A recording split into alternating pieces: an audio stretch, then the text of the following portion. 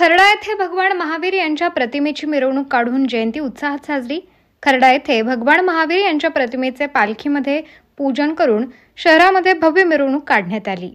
भगवान महावीर यांच्या जयघोषाने खर्डा शहर दुमदुमून गेले होते। त्यापूर्वी एक दिवस अगोदर नवकार महामंत्राने खर्डा शहरात नवचैतन्य महावीर जयंती निमित्ताने जैन स्थानकात दिनांक 9 रोजी सकाळी 8 ते 9 या वेळेत हजारो जैन धर्मीयांनी जगात व विश्वशांतीसाठी नवकार महामंत्र जपाचे आयोजन करण्यात आले होते।